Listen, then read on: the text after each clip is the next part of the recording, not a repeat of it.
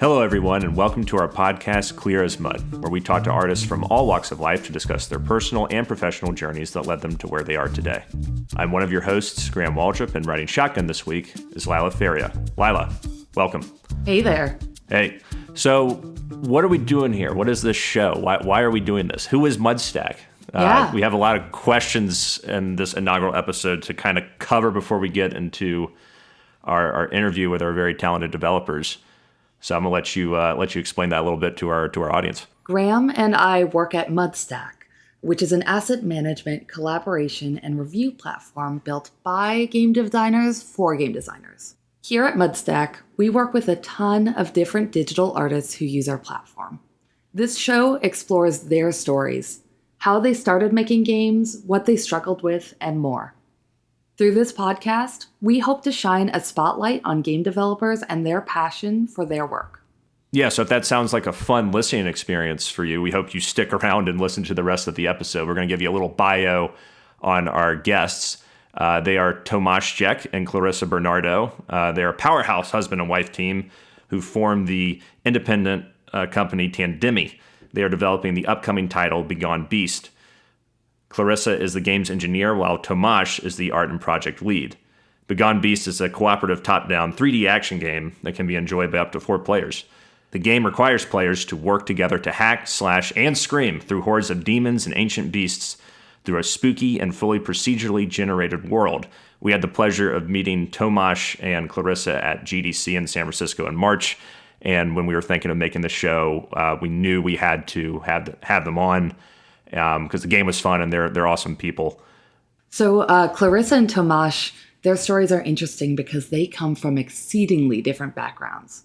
Tomáš has been in the industry since 2008, while Clarissa recently became a programmer and is now pursuing a master's degree in the field. In this episode of Clear as Mud, we follow Clarissa and Tomáš's respective journeys, their relationship, and the creation of Begone Beast. This is a big one, folks, so we're going to jump right in. We hope you enjoy our discussion with Tomáš and Clarissa. Okay, so I really love how we met. You guys were on the show floor, Tomáš and Clarissa, with your game, and I was immediately drawn to the logo of your game. I saw the booth, and I didn't even see the game yet on the screen, but I saw the logo, and I was like, that looks badass. Had a kind of a Stranger Things vibe to it. So I knew, like, I was walking around trying to figure out what game should I play test first, which developers should I talk to, and I was like, I'm definitely talking to those guys. And I just remember playing the game and really, really enjoying it, and just I remember, Tomáš, you had this look in your eye when everybody was play testing, just incredibly focused, analyzing everything the players were doing. You were able to answer the questions we had, just in total control. And I was just blown away when we talked afterwards, and you're like, oh yeah, me and my wife made this. We just made this, and it's really early. And I was like, how is this early? Like, it looks good. The animations are good. It's very responsive controls. And I just knew we had to have you guys on the show. So it was great playing your game. I'm glad you guys are here. Well, thank you. First of all, that's very nice of you to say. I think the expression I had was probably fear more than focus, but I was definitely all consumed with people playing. I mean, that was the first time Clarissa and I really got to watch people play that wasn't like Clarissa's brother. Right. And just my immediate family. So it was daunting. It was a very daunting experience watching strangers play our game. I bet, especially when it's like on, it's GDC, and you're probably getting a lot of, developers playing your games too. Not just, obviously developers are people who play games as well, but people actually make them. I know it's got to be a little intimidating, but you did a good job hiding your fear. It was not palpable fear at all.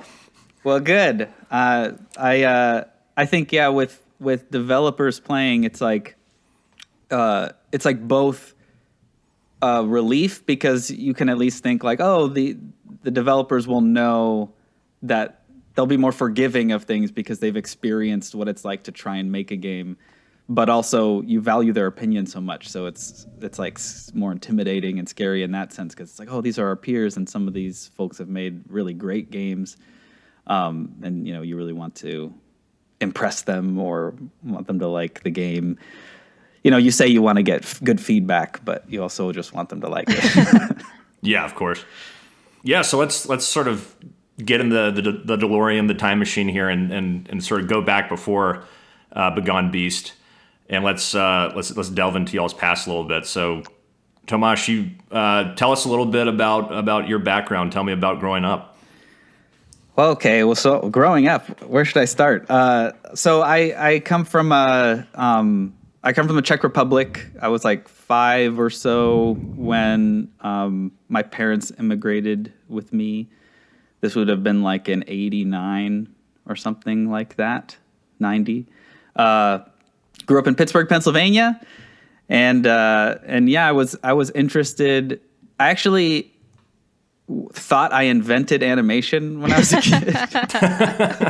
Like I really have this palpable memory. So my background's in animation, which is like, which I took a while to find, but was always interested in really early on. And I had drawn this like accidental animation in a notebook where it was actually an envelope where I drew this picture on the envelope and then drew it again on the folding top of the envelope. And then when they, there was a slight change in them. So when I flipped the envelope closed, it like looked like it moved. And I was like, wow, you can make images move by flipping between two images. I've invented this thing. And no one's ever thought of this before. I know. I had even seen like, Disney movies. So it just didn't occur to me that was that, So yeah, I was really into art and animation as a kid, growing up, and just kind of, started getting a lot into games when I got my first computer, and yeah, like, is there something you'd like to delve in on? I can just dive into random parts of. Oh no, I was just interested about like the transition, right? So when you immigrated from Czechoslovakia, what was that like? Did you have to learn English, or were you already speaking English at that point? I did have to learn English. It was so apparently I learned Italian first. So my parents went to Italy first for a year before being able to go to the U.S. via various bureaucratic reasons. And I apparently learned to speak Italian okay. I don't remember any of that now. And then when I came to the U.S., I learned to speak English by talking at the TV and then repeating stuff I saw on the TV in the mirror. I think a lot of immigrant kids probably learned that way. Yeah, it was a teacher of mine who immigrated from Russia. She learned everything from Disney movies. She learned George of the Jungle was like basically her first introductory to the English language. She was like, I learned everything from that. And she always sings Bare Necessities when I was in high school. So yeah, my only I was learning English faster than my parents at that point. So we would have these like little get-togethers, and I would tell them stuff my teacher had said that day or I'd seen in a TV, and I would be like, do you know what warning means? My teacher said I had a warning. And they're like, I don't know. Yeah, I was very like, I was a people pleaser, and still am. And so I sometimes would get into trouble because I just agreed with everything I didn't understand. And so often like someone would be like, oh, this is a cool toy. Can I keep it? And I'd be like, yes. And you're like, no. Wait, no. That's how I learned what keep means. Learn through experience. Actually, now that I'm saying all this, it sounds a lot like how I learned to make games. I want to hear more about that. But first, Clarissa, I'm really curious about how this is different from like where you grew up and what your experience growing up was like. Oh, yeah. We had polar opposite upbringing. Well, first of all, I grew up in the West Coast, was born in Northridge. I grew up in Westlake Village, which is a small city in Ventura County. I'm first generation Filipino, and my parents immigrated here back in 1982, I believe. And it seems like with Tomáš, he knew exactly what he wanted to do when he like found his like passion so early. I'm the complete opposite. I had a long path of trying to find like what I wanted to do, what I enjoy doing. I played sports like ever since I was 7. I played softball, and that was the only way I like graduated high school. It was through playing sports. I wasn't really a school person. Do you ever want to take softball to the next level? I did. I mean, I played. I've actually, hung my glove up like 3 years ago, and I took it to a pretty high level. I traveled and played in like a world's tournament in Florida. Over the years, I'm getting injured, and I'm not really under my parents' insurance anymore, and so like my injuries I'm not recovering from them as fast as I'd like to. Right. And so I decided to I was like, maybe I should just like retire and close the book on that. And and I was ready to.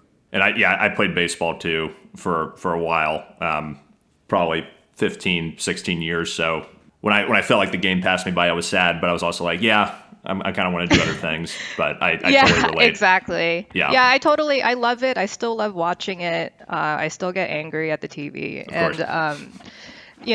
Like I'll always be like a sports fan for sure, baseball fan. But like as far as me like performing any athletic stunts, I'm done with that. So, Tomáš, tell me more about catching the animation bug. When was that, like, you knew you were going to pursue that as a profession? It's weird. I kept pursuing it as a hobby very aggressively long before I even considered that it was a job. So actually, I was making, the first time my parents noticed I was obsessed with animation was, I don't know how old I was, but it was something like early grade school, like elementary school age. They took me to I think either to Cleveland or Columbus. There was like a science center where they had a stop motion animation station for kids. Oh, cool. And I didn't let anybody use it the entire time I was there. Do you remember what it was? Yeah, I remember extremely vividly the films I made, and I couldn't like export them or anything. You just played it, and then it lived on this like one little machine. But basically, they had a bunch of it was like a top-down camera on this like mat, and then you just hit this big button. And you could make your own Yeah. movies. Sorry, yeah. Oh, cool. So it was like four kids to make their own stop motion movies. And so like stop motion animation is just you take a picture, you move the character a little bit, you take a picture, you move the character, and then you play back those pictures, like Wallace and Gromit or something like that. Right. And so they had all these just toys there, and you could just and the camera was just looking straight down, and there's a big button to just take a frame. And I remember already like the movie I was proudest of was there was this little like donkey, I think Eeyore or something like that, like statue, and there was like a gray disc. There was just different discs. I don't know. But I just remembered as a child thinking, oh, like I was gonna have my fist come down on this donkey who's gray, and then swap him out with the gray disc, and it'll look like I flattened him into a pancake. Yeah. And I still can really vividly remember. I mean, the timing was terrible and all that stuff, but I remember like there's this line of kids waiting to use it behind me, and I had to like scream to get my parents to come over and see my movie, because if I left, then somebody would wipe it out, And then I started making stop motion films basically in high school. I made like a 45-minute one, which it took me like 2 years, and I skipped a lot of classes doing that. Was it the claymation? Yeah. I did like a clay. It was like a character that, it was basically like, it was insane. It had like 15 characters. Like the plot was really complicated. The kind of thing you do at that age where the ambition outscopes your abilities. But I did finish it. I was like, I think the runtime was like 42 minutes, which is like insane. Man, I can't imagine making stop motion that long. Yeah, it was a lot of dialogue, and so I was just like swapping mouth shapes constantly. But I did have like these characters and set pieces. I built it all on top of the ping pong table in my parents' basement. So like nobody played ping pong for 2 years. Right. When did the transition from stop motion to sort of 3D start happening? I first used Maya, the software for making like 3D assets and stuff, in like 2006 or something. Like, no, it would have had to have been earlier, like maybe 2003. Like basically in high school, and I made like a dragon flap its wings or something, and I really struggled with. I wasn't like super computer savvy, like compared to my peers and stuff, but because I played games, you had to like reach a certain level of understanding a computer to get games to work on your PC back then. Like even now too, but back then even more so, of just like troubleshooting all this different stuff, because you didn't necessarily have access to all these forums that would tell you, oh, get this patch or do this thing, right? So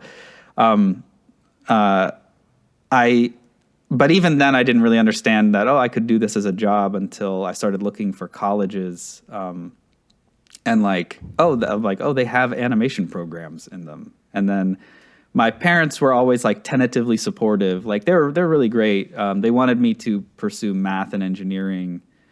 So this wasn't like a humongous departure from that, but my dad's point of view was just kind of like that go for it, but you could always go back to math and engineering if it doesn't work out, and he was really helpful. Like he helped me find schools that had animation programs and all that. So he does like a lot. He's kind of like doesn't say much, but does a lot of work behind the scenes kind of father. And so right. He's not super. Oh, go ahead. Oh, sorry. Yeah, no, I was saying, the actions speak louder than words. Yeah, there. For sure. Recognized your passion and helped you on your way. Yeah, I don't think I appreciated it as a youth, but right. definitely we now. Never do. Yeah. Yeah. So what influenced you? You went to Bowling Green State, right? Mm-hmm. Well, why there over any other program? Part of it was the tuition. I mean, we just couldn't afford like huge tuitions, and my dad, I think probably smartly so, was really, really against me going into debt as the first thing I do as an adult. Who knows? Obviously I was like mad at the time, like I want to go to some big school or something, but also Bowling Green had, this is all my dad. Like he just researched it and he found that there were a lot of students actually coming out of there and getting jobs. And so it was like surprising that school, that it's not. I don't know that it was like super known for that at the time or now, or I don't know, but it does have a surprisingly like active and vibrant computer art club. And now whenever people ask me advice about choosing schools, I'm like, look for like active student groups, because like I feel like that's a pretty good indicator that something good is happening there. Because if like the student groups are kind of dead, or they're not like doing a lot of stuff together, not very active on like bringing guests and going to events and things like that, then that's really like what gets you motivated and gets you working. Because any craft-based like expertise that you want to develop, it's like so much easier with a group of people around you trying to also learn it.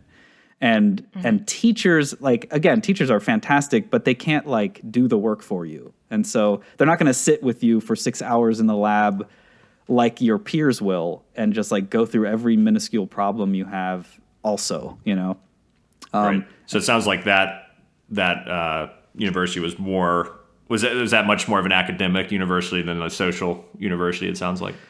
I don't know about that. I think it had a really good, because I was super like, I'm just a very homebody introvert kid. I definitely think that there's a version of Bowling Green State University that is like all parties all the time. I would always hear about it from other people, but I swear to God, I didn't go to a single party or a bar ever. Like I was just in the computer lab. I would sleep on the chairs there. I would hang out with all my nerd friends, and it was just, but truly a lot of great artists and game developers and animators have come from there. Like I still run into and work with many people from Bowling Green State University. It's kind of crazy. That's really cool. I mean, I think that was really important for me, because I went to SCAD for game design, and it was always great having your network expanded by who you met in the computer labs. So it sounds like that was a very similar environment. I do remember when I was going there, I was very envious of SCAD and places like Ringling, and I was just like, our school sucks.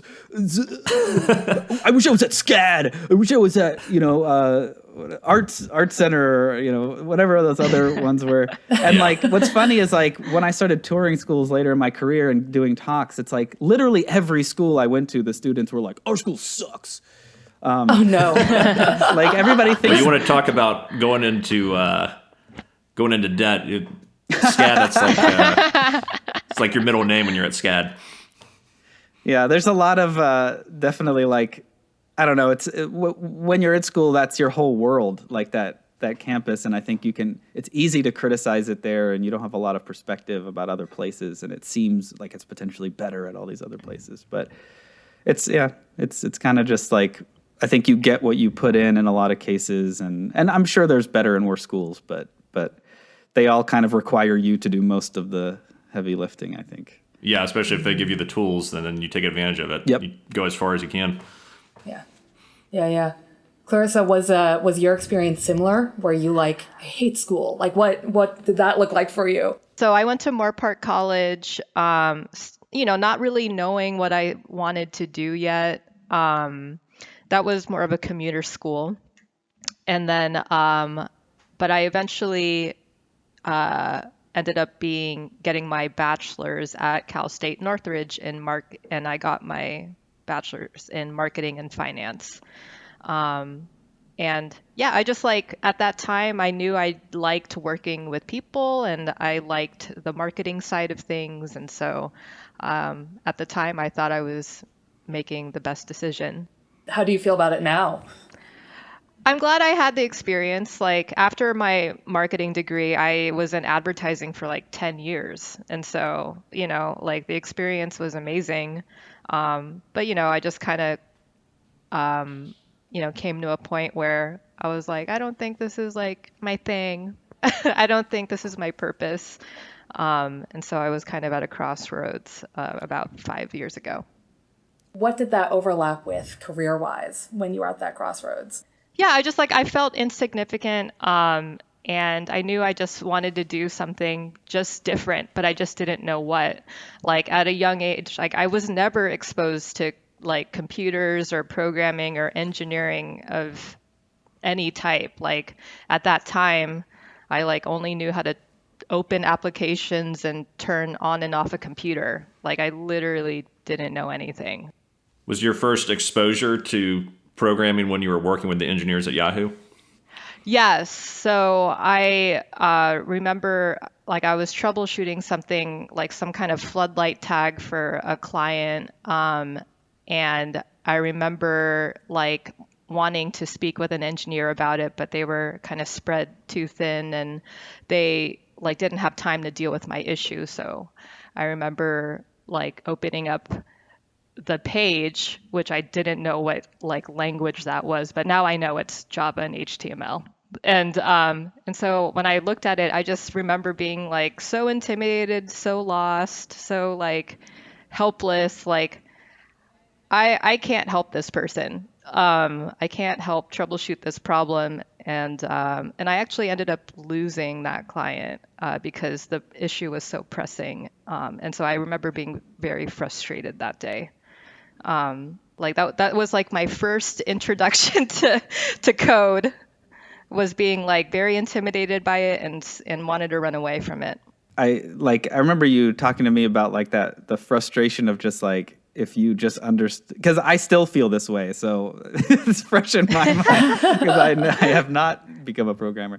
But like you were like telling me like, oh, if I understood what all these symbols and things meant, like I could just the hieroglyphics. Yeah, I could just like make sense of it and do something, And I remember, I feel like that was like that spark where you first thought about like, oh, maybe I can take like a 3-week class and just be able to do this, or like before you knew this, or at least like learn how to read it, like at least that, and so I could try to help. So yeah, that was my first experience. Yeah, and it sounded like that stuck in your head though, right? That was like the prominent moment. Yeah, it was because I had such a strong frustration associated with it. So, Tomáš, you interned with Pixar, right? I did. Man, so what year was that when you went there? That was the summer of 2008. Okay, so you must have seen what was happening there. Seen Up, or not seen Up, but did you see people working on Up, and what projects were being worked on there? Yes, good. Wow, you that's spot on. So Wall-E came out while I was there, and Up was being worked on, I believe, if I'm remembering everything correctly. We actually went to dailies for Up as the animation interns. We sat in the front row at dailies, and dailies is for anybody that doesn't know, it's like every day the animation team on a film will review the shots they're working on with the director, and so they'll at 7 a.m. they get notes, and then they go work for the day, and then they bring back, and anybody that has progress to show the next day will show it, and that way everybody's always hearing the feedback from the director. They're hearing what everybody's saying about all the other shots and how all the shots are going on the film, and you can apply that to your work even if it isn't your shot being shown. And so as interns, we weren't showing anything because we weren't working directly on a film, but we were listening to the feedback that was being given to the full-time animators there.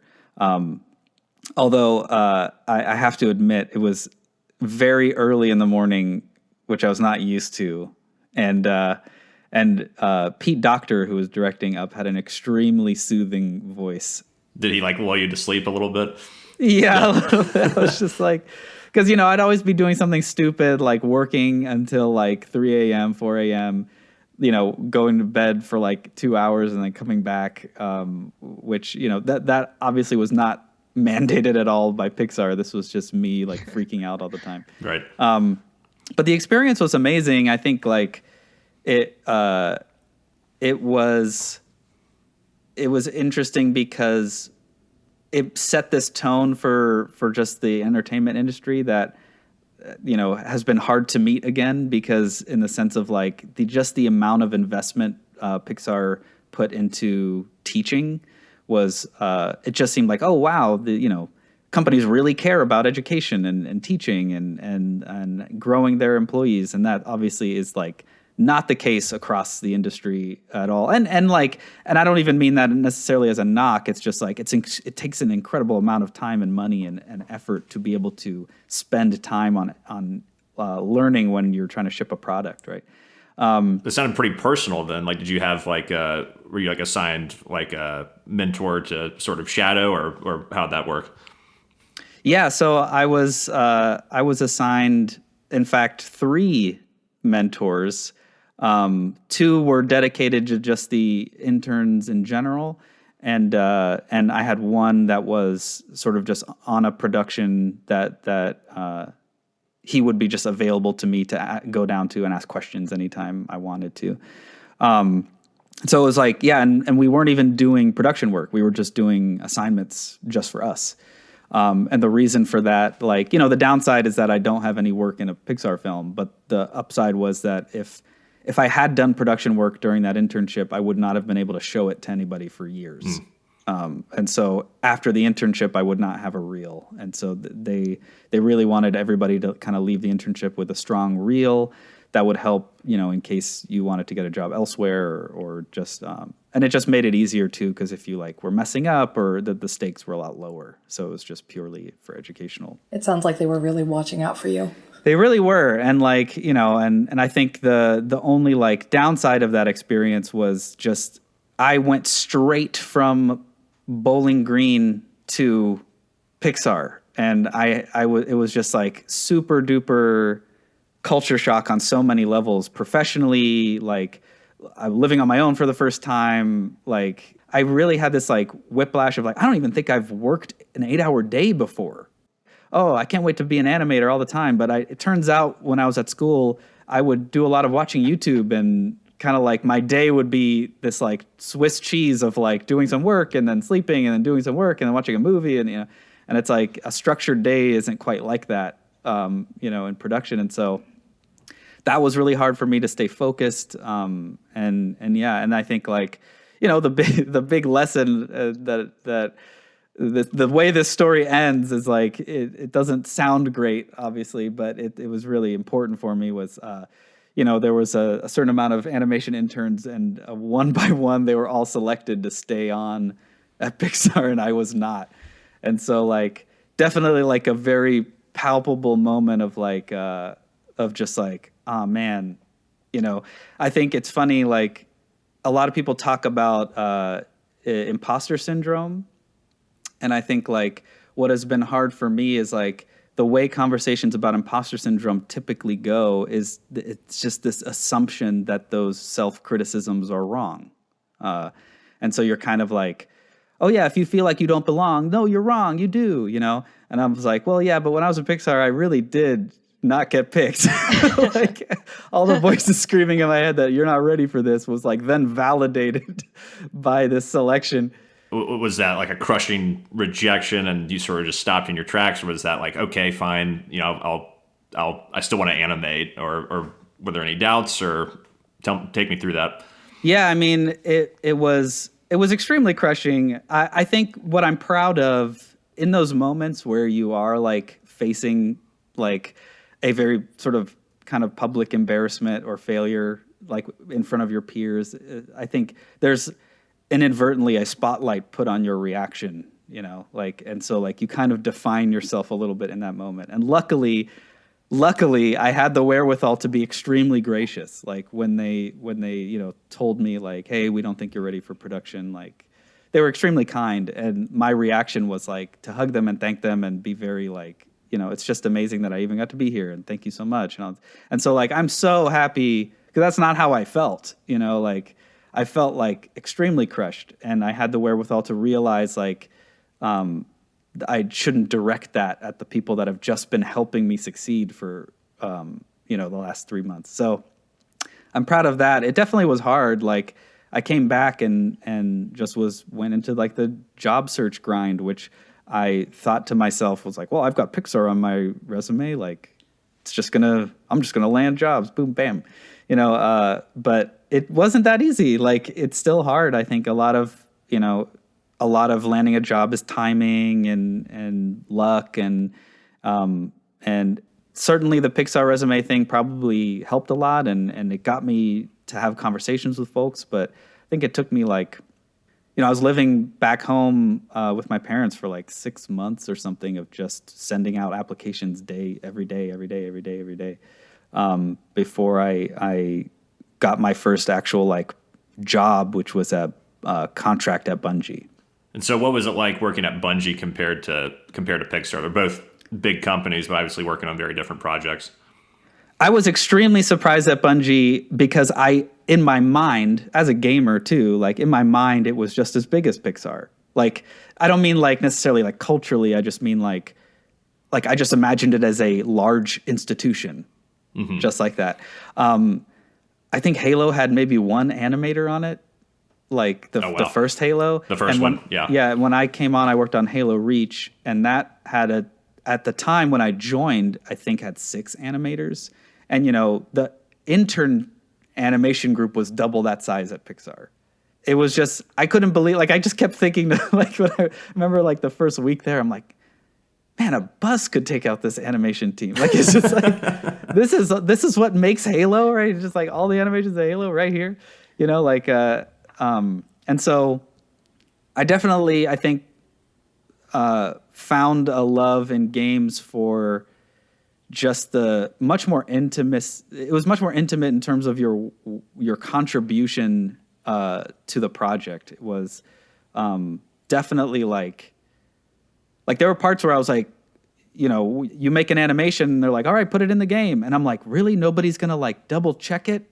Or like, yeah, like nobody's going to go fix it, make sure it's good, or something. Like, I was like, I'm just directly putting things in the game. Like I just felt like there's got to be like 8 more gates, right? Like it made me so nervous. It felt weirdly, and I know in the scope of the games industry that's not the case, but it felt for me like I suddenly joined this tiny team that where everybody was just like, handling a huge portion of the project. And how did you react to going to sort of animating for film to games? Because I don't animate, but I've worked with animators, and I know it's a pretty different experience in terms of the amount of bones you can use and things like that. What was that adjustment period like for you? I think the adjustment was a lot more on the technical side. The amount of bones and stuff, I wasn't like, it didn't bother me too much. I guess I'm also like, I feel like I'm not that like artiste about animation, I guess. And so I don't know how to like describe it. I don't want to just say like, I don't care that much, but like maybe that is the case. Like I just felt like I was fine. I like animating a thing with one bone. That's great. That's great. You'd be the ideal animator for me to work with. Cause these folks I worked with were like, we work in film. We use like hundreds of bones and everything. I'm like, you can't do that. It's going to crush my engine. It's going to kill it. We're totally animators are definitely pretty, we can be very dramatic about our needs. It's funny to me. I think animation is like the only discipline that has a dedicated support team of like animation rigging and tech art is like, it's like a department devoted to helping animators, which is kind of like crazy.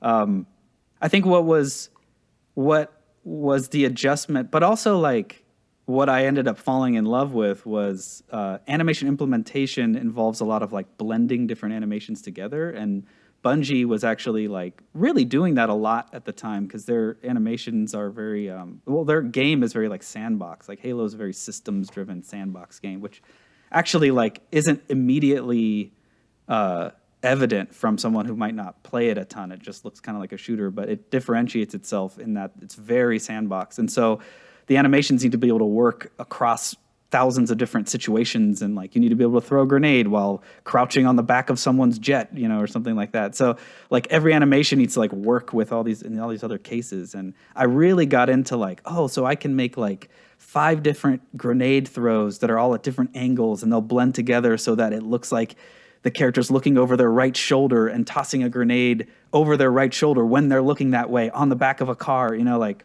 I actually started to get more into the implementation and systems development side of animation than even the just asset creation itself. Like sometimes nowadays I'll be like, oh wow, I built this amazing animation system. But now I have to like make the animations.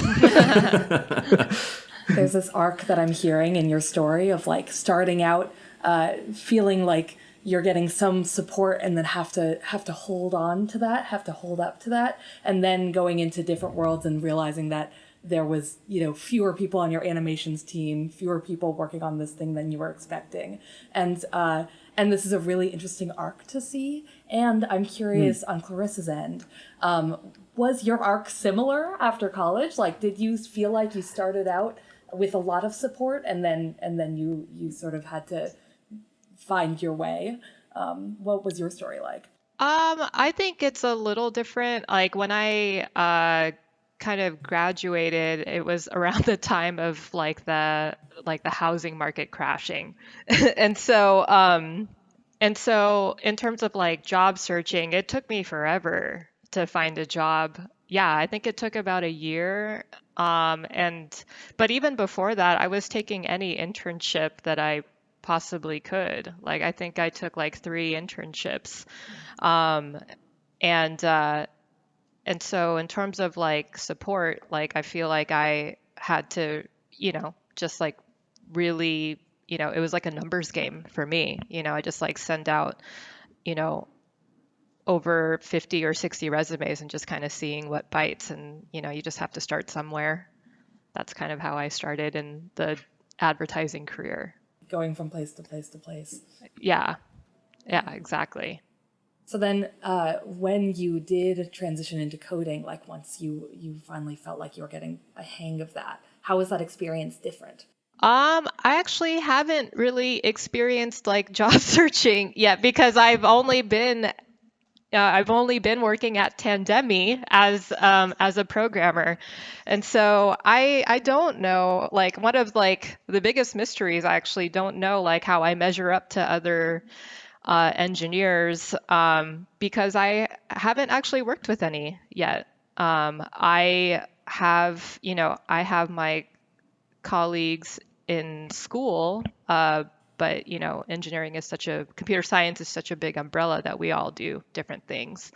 And so I am yet to kind of like understand like where I am amongst all the other engineers. What do you think differentiates yourself from the rest of them? Like what in coding did you find the most interesting and did you hold on to? When I compare myself to my colleagues, I feel like I'm the only one that is in game development. Like the way that I learned coding was through game development, and I learned it at such a rapid pace because there's a visual component when I code. And so I feel like in traditional programming 101 classes, it's like very text based. Like you don't really like it's hard to understand kind of like the power of like programming and coding when like all you do is say like hello, output hello world, or like some kind of text based program. And so I think differently. I think in terms of game development, and game development also entails a lot of math and physics that I feel like my colleagues don't really use in their work. And so I think I'm great. I think it's great. Yes, and we do too. Yeah. Yeah. When did you know like programming, like marketing, finance stuff is done, programming is where I'm headed? It was because programming simply made me feel good. It was it literally changed my life. Like it changed the way I think. It gives me like it gives me purpose. Programming gives me these really challenging problems, and it gives me opportunities to conquer them. And so I like feeling like that, and so I'm going to continue heading that direction. No, that's great. If that empowers you, that's what you should definitely be doing. What was the first step like into doing it though, to understanding? Because I remember you said you looked at that screen at Yahoo and you're like, I don't even, it was intimidating, right? So it must have been intimidating to return to that and pursue that. Yeah, so I was laid off from Yahoo at around 2016, and so during that time I was taking like some temp jobs. I even worked at like a food truck, because I just didn't want to be in an office environment for a while. While I was in parallel with that, I was playing like these kid coding games, like learning how to code like for kids. And so it's just like these like logic puzzles that I learned a lot. I really milked the crap out of this one game. Code Combat. It was called Code Combat. It was like for 5-year-olds. And I was like the only adult complaining to support, like, why isn't this program, like, I want more levels because I want to learn. And then I also took, like those like short programming programs, like 3-month programs, like Udemy classes. But how I really learned was through game development and Unity and their mini game tutorials. That's how I really started to understand code and like why it works, how it works. Why did you choose game development in particular? I got into game development because I've always loved games. That is something Tomáš and I do have in common. Just off of the fact that Tomáš was already in games and that I also liked games, and so I just thought I'd try it. And when I opened that door, there were so many resources and tutorials that like I just had to try it. So we had been dating for a few years when the Yahoo layoff happened, and I remember just like personally just being an artist and seeing Clarissa kind of be interested in programming. I remember just trying to be extremely like, oh man, this would be so awesome if you knew the program, but I don't want to put any pressure on you in any way, so I was just kind of like, was like, oh, cool, you're checking out Unity. That's nice. That's cool. Awesome. No big deal. No big deal. So you have nothing to do with it, is what you're telling me. I mean, I definitely didn't. I tried not to, because I knew I was excited about it. I didn't, I wanted it to really be something that I really, really wanted. And it turned out, yes. And it also, like, I also discovered ever since I started my master's program that I do like computer science as a broader subject. And so, like, I'm into, like, machine learning. Actually, basically just machine learning, machine learning, and like learning more about game development and programming. So, obviously, with Begone Beast, you know, this is not a AAA game. This is not a big game. There's nothing wrong with that. I love independent games, but seems like to transition to that, right? There must have been a period of wanting to get out of the AAA space. What brought that on? I experienced, after a decade of AAA development, I was pretty burned out. It's just a lot. It's a lot of work, and it's a lot of people. I'm very like introvert, and like I was growing into these management roles at Riot, and it was just getting like, I was just really, really stressed. And around the same time, when Clarissa and I, were dating and stuff, and then she started looking into programming, I got to a point where I was like, I think I need a break from AAA development. And at the same time, Clarissa was like, I think I'm going to go for a master's degree, And so we basically were like, well, this is the two components we need to make a game. Like, why don't we just like try to make some prototypes and do stuff? And so to extend our runway of savings, we moved in with Clarissa's parents and sister. Yay. And became a little sitcom family. And started prototyping games. With a new angle of the married couple making a video game in the house. Yep. Yeah. And my old childhood bed, my bedroom, became our office. Yep. That's cool. So how did you guys meet? Yes, I've been waiting for this question. Because that's the fascinating thing, right? It's just almost too serendipitous, this whole story. Yeah, I mean, it's I feel like it's not even, it's going to be like sort of just a very simple answer, which is just Tinder. Woo! Yes! Oh my God. Modern day. That's so cool. I have one of my best friends is engaged, and he met his fiance on Tinder as well. Yeah, I didn't know we were going to be a thing. We met at like 11:30 at night for the first time. I was like, what is this? Why'd you swipe right? Oh, I'm not sure who I don't swiped know. right. But like you were cute, you were handsome, and like that's why like that was really it for me. You didn't have any embarrassing photos or photos where you're trying to act cooler than you are yes. or anything like that? Photos of you and a dog. I might have had one. Yeah. No, wait, this would have been before then. I don't remember. You would probably remember better. You didn't have douchey photos. No fish. Okay. Yeah. Giant fish. That's probably the reason that she swiped right. I probably had like a dive, me diving for a ball or something. No, I didn't. No, I mean, your photos all had like you just like laughing. So that was fun. And then just, I could look in your eyes and just know she's going to help me make video games. She's gonna program this. Yeah. It's going to be 5 years or so from now. What did we bond over? We bonded over games, and we bonded over like animation and like my love for, like animated shows. Like Disney and like what else, Tomáš? Come on. Clarissa is and was very a blunt speaker.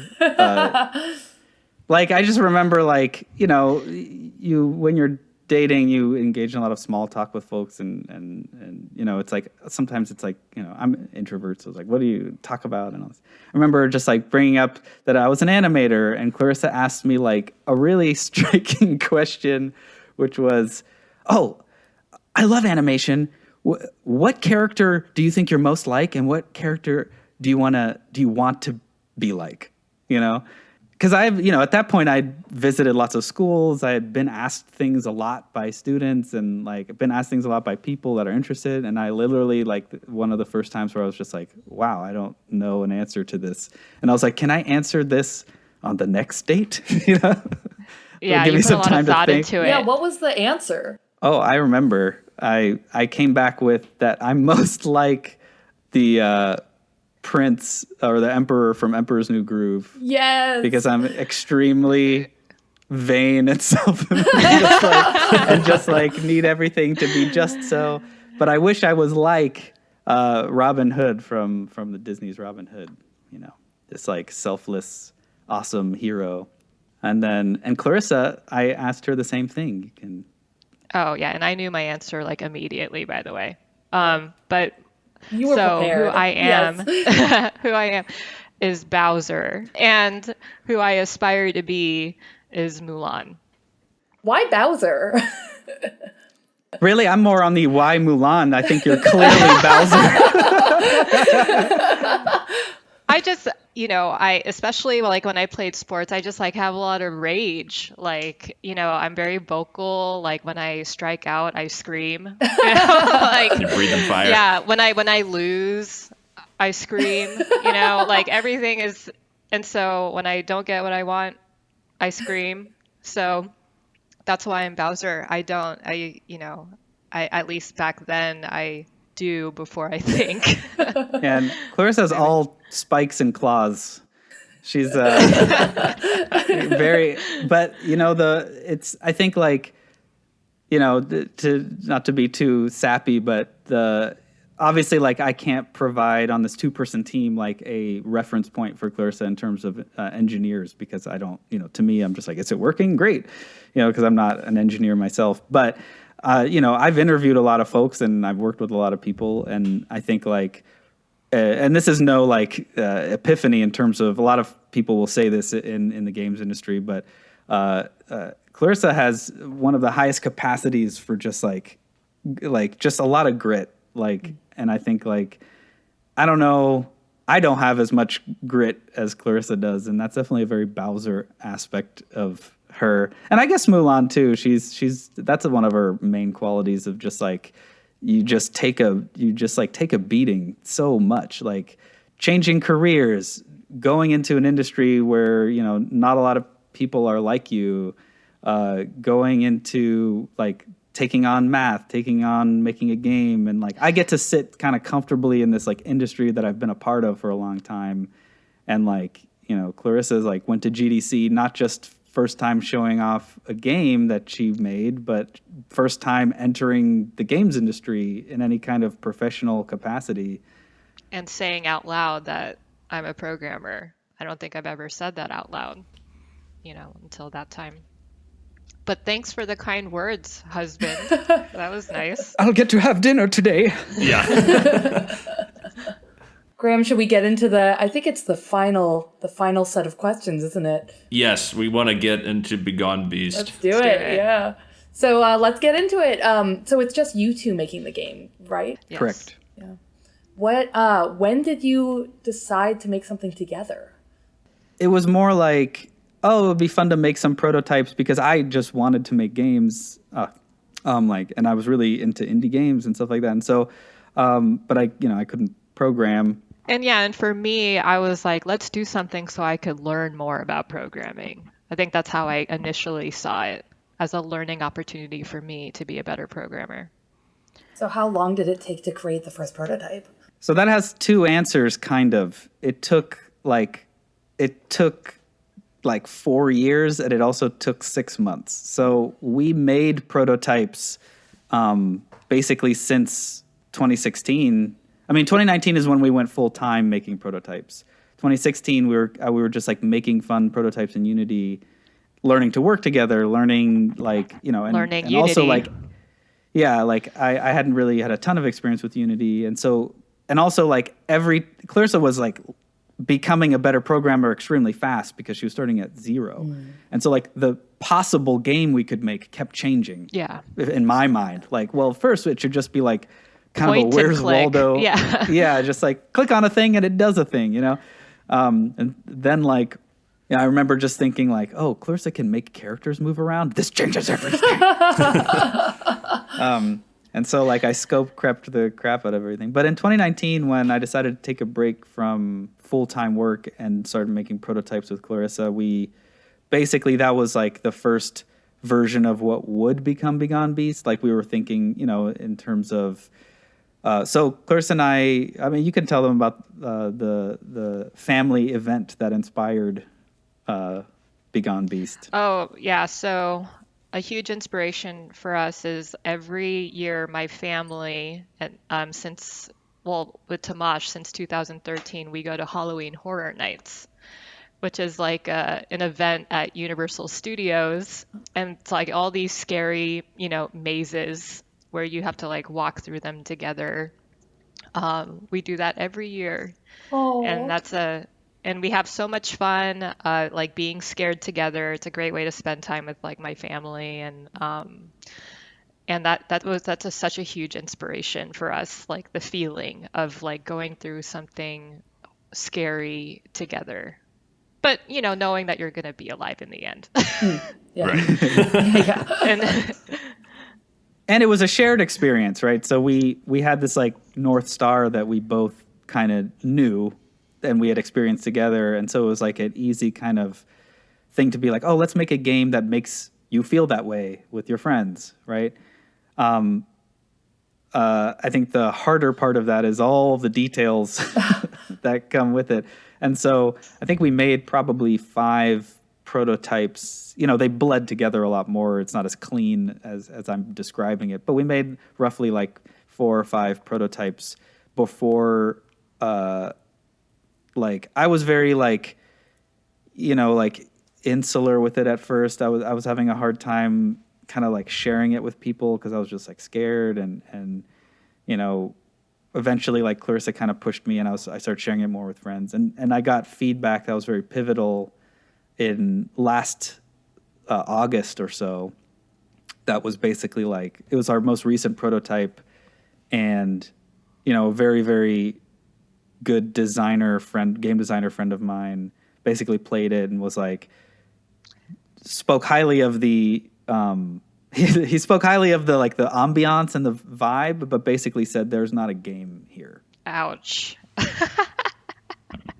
What a good friend to be, because that is not the easiest thing to tell someone, and so like I've definitely like I think I've gotten to a point in my life now where I can appreciate that when someone says that is like they're doing the hard thing, and it can hurt without me taking that out on the person who's telling me that, right? Yeah, that's the best part about having those feedback sessions, and someone who can be brutally honest about that, right? Because now that's led to what the game is. Exactly. And the game, I remember you telling, I played it, and I remember you talking about it as sort of like inspired, the gameplay is kind of like Left 4 Dead in a way. Mm-hmm. But what was it like before that? So there were a couple different prototypes, but the one before that was sort of like, imagine Left 4 Dead with no combat. So it was just like, run for your life. Right. What are we running from? And, I really struggled with that because I just wanted to make this like, because, I was using that Halloween Horror Nights kind of vibe. It's not like you fight back during that, right? You're just sort of running around. Yeah. And this designer was like, running away is a, he defined it as like this passive mechanic, and it's going to be very hard for you to build mechanics around something passive. Like it's not a proactive. There's thing. not enough conflict in there, sounds like. Right. Yeah. And so like, and he says it's not impossible. It's just going to be really hard. And you don't have a lot of references that you can draw from. And so he suggested basically what we ended up doing, which was he named some games that was close to what we had. And was like, I would pick a game and really just try to mirror it and really understand that game. Pick something you've played a lot that fits what you're building and try to make a prototype of that. And we had kind of narrowed it down to, we had played a lot of Left 4 Dead 2 and Orcs Must Die 2. And both kind of fit what we were doing, but ultimately, like, Left 4 Dead felt more, it just fed our goals a lot more. And Orcs Must Die is amazing, but it just seemed like, again, there's like one example of that working well. And Left 4 Dead has a decent amount of games that have mirrored it successfully. And so, so that started our prototype in September. We like made our first like little combat space. And we're like, oh, look, we're going to put combat in the game. And so we had to think like, what will these kids with flashlights do as combat? At first they just like shot orbs out of their flashlights, but eventually, I don't even remember which one of us came up with it, but like just the idea of like manifesting these flashlights into weapons became like immediately compelling at some point. Right. Yeah. You were so worried about like, but why does that happen? And I was just like, if it's fun, no one's gonna care. If it's fun, guess what? No one asked at GDC. That's a good sign. You guys had a bunch of people. Yeah, nobody asked that. Yeah. No one asked, why do they have weapons made out of flashlights? How is this possible? Well, it's almost like you're conditioned, right? When you're sort of dropped into those kind of games and you're being chased by something. It's like, I have to be able to fight back. Right. In some way. So it's very instinctual, I think. And I think you find that players tend to be forgiving of nonsensical things if that nonsense works in their favor. Yeah. And if you can buy into the world of it, which I think you guys have done a good job of crafting that as well. Like you're sold by what's happening on the screen. You want to participate in that. So I'm really curious about, the structure of how you guys make decisions and how you guys work together. Like, it sounds like it's very collaborative in terms of like design decisions and whatnot, but take me through like how you guys break down what needs to be worked on. Is there like sort of what is one of you guys sort of the producer, or is it sort of like more kind of like you take on what you can take on and we'll see where we wind up? What's the structure like with y'all's development? I mean, so I guess I'm the producer in that capacity, although Clarissa took some Agile classes this year, so now I'm like, oh, so you can do it, right? Daily stand-up time. Right. Oh yeah. But basically, I kind of outline like the feeling that we want to have with Clarissa, and then I try to like put together, oh, here are some ways I think we can pull that off. And then, she has a chance to kind of agree or disagree with that and figure out what works. But ultimately, like, I think kind of a great thing about working together was our goals are a little different. Like, my goal is like, I want to be able to make this game. And Clarissa's goal is I want to be able to develop as a engineer. And so I think the points where we hit like frustration is largely around my inexperience as a game designer. And so there's like just a lot of stuff that Clarissa has had to put in and take out and put in and take out and put in and take out. And I like each time I'm like, please, I swear this. Like she's put in like a dodge system several times. It's currently not in, but that is something people. But I'm saving it. I'm saving it in case you want it. Yeah. There is, especially when we were prototyping different stuff, like, I've tried a lot of different things, but I think it's just my way of helping Clarissa develop as an engineer is I put on this affect of not knowing what we should do, and it allows her to try a lot of different things. No, we definitely would move a lot faster, I think, if, like, I'm still sort of figuring out how to best try stuff. Well, that's just game development. Yeah. Just, you have to throw in like a million things and just see what sticks. And you can see that Clarissa's very forgiving. And so I think that's the key part of it as well. Like, just in this podcast. Like, it's not, I definitely try to be very mindful of like, there's a reason for putting stuff in. Like, I don't want to just put stuff in because it's cool, and so we try to be very goal oriented. Like, what is the purpose of adding this mechanic? And so honestly, like, that advice we got of mirroring another game has made that a lot simpler. Because it's like whenever we hit a crossroads of like, I don't know what this should be, and Clarissa doesn't have a strong opinion on it either, then we look to Left 4 Dead. I want to get into some super nerd stuff here. So I remember you telling me at GDC that like you have procedurally generated levels, and I believe enemies as well, correct? Mm-hmm. Yeah. What's that like working with procedurally generated stuff? Take me behind the curtain there. I've, my short time when I was actually working on games, that was not even a twinkle in the eye of anybody. Why that decision, and what's it like trying to build a game using that methodology? Well, we actually made that decision pretty early, knowing that it is just going to be the two of us, and we didn't really want to worry about like making levels, and so we did a lot of work up front to make the game procedurally generated, so that we could just kind of focus on the art side of things, instead of like the structure of a level. Do you want to add to that, Tomáš? We were briefly working on a prototype before that was more of just like a traditional like point and click adventure, and like, especially as Clarissa rapidly became a better programmer, she outpaced me so fast. It was like basically like there was 10 hours of work for me to do for every like 15 minutes. Like, she could make things work so much faster than me. And so with like, we needed to do something that spread the work more evenly. And just also like, if we were the primary people testing our prototypes at the beginning, that was impossible if we knew what was going to happen.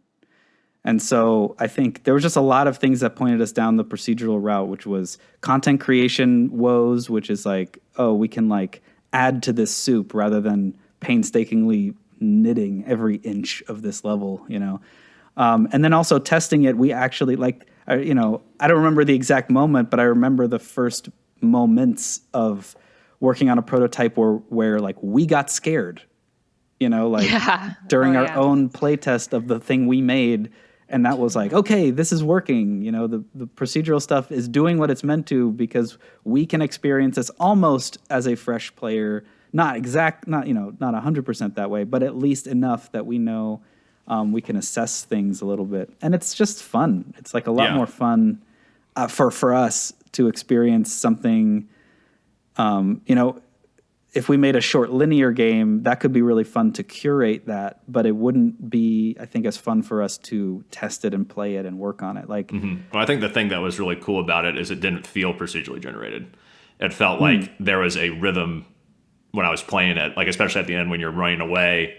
I forget what happened at the end of the demo, but I remember we had to run down this sort of long railing or something. Yeah. And it felt like everything led to that moment really well. So when you were talking about it was procedurally generated, I was like, that's awesome, because that felt like chaos in a good way with the conflict and everybody trying to work together, and then this sort of big climax at the end. So hats off to you guys. I think that's pretty fantastic that you've been able to make that work. Thank you. Yeah, thank you. Clarissa's been refining the sort of like pacing of the game for a while. Like, she actually, and because this has been something she's been like building a skill in, that was why we could make this prototype in 6 months, was that she was able to basically build a level creation algorithm like really quickly.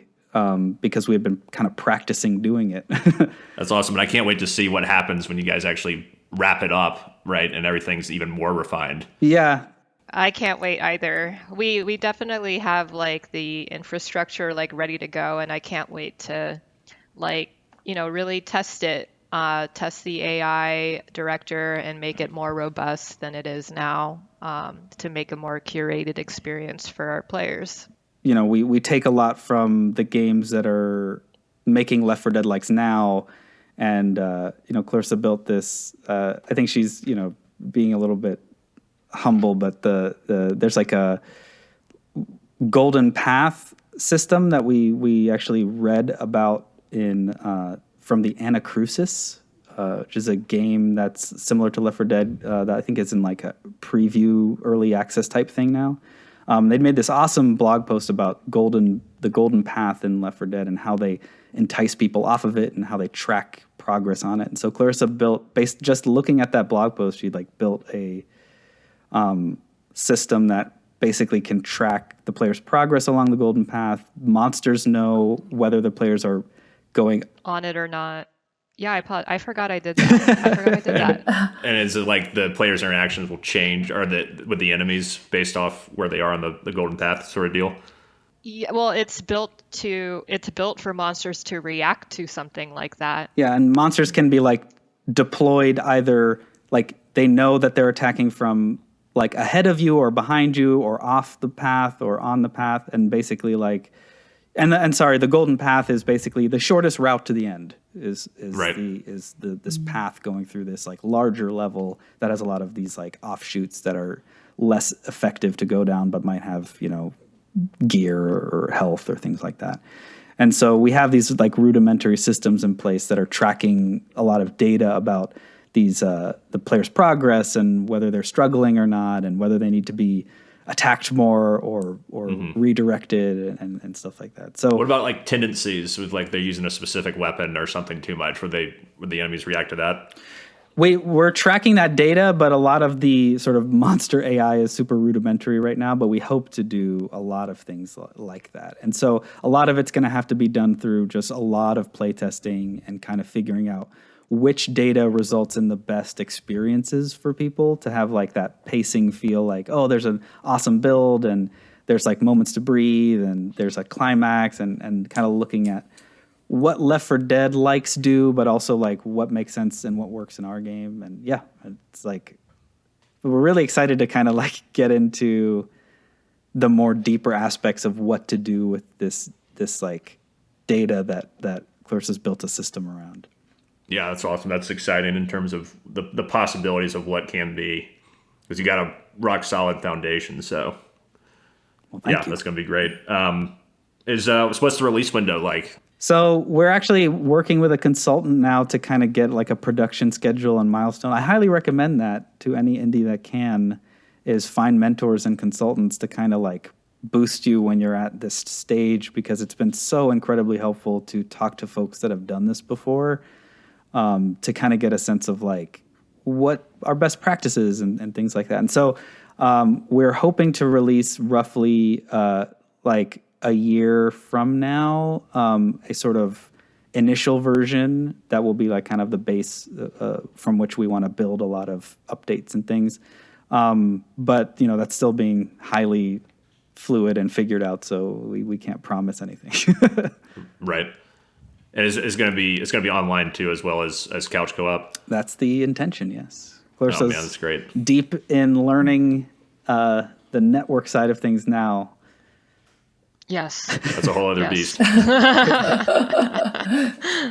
Well, I don't know, Graham. Do you think we should wrap it up here? Yeah, I think so. I guess the last sort of question is, what do you guys think the future is? Is this a one-off game for you guys as Tandemi, or are you guys going to try to make more projects after Begone Beast, or what do you think? We want to be in it forever. Cool. Forever. Never be gone for us. Be here.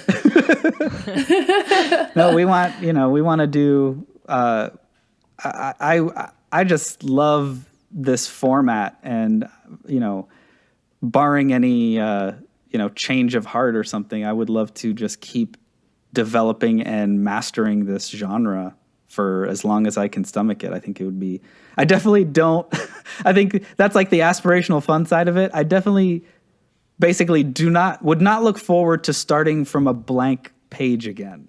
Like, right. It feels so good to have some sort of foothold in something that seems to be working.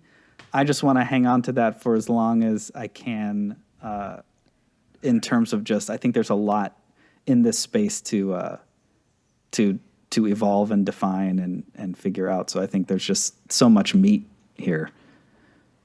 And also on top of that, we do overall enjoy working with each other. There's miscommunications that happen all the time, but I do overall enjoy working with Tomáš, and so I hope to do that as long as we can. I also overall enjoy working with Clarissa. Overall. The good outweighs the bad. Sorry, Lila, what were you saying? Oh, no, I was just going to say, if someone wanted to download your game or follow you on social media, where should they go?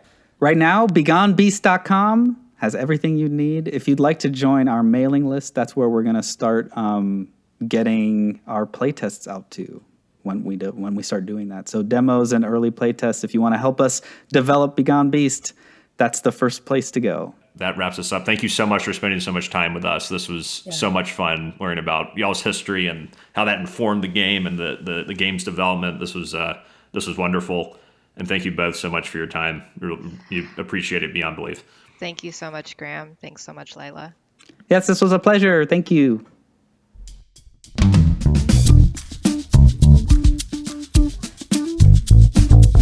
All right, folks, that wraps up our show and our interview with Tomáš and Clarissa. But before you go, here's some information about where you can find all the info you need on Begone Beast. As Tomáš mentioned, just go to begonebeast.com to see the trailer, look at screenshots, and sign up to be a playtester if you want to help in the development of Begone Beast. You can also find out more information about Mudstack and the work that we're doing by checking us out at mudstack.com and joining our Discord and following us on Twitter. All right, that's it. We'll see y'all next time on Clear as Mud.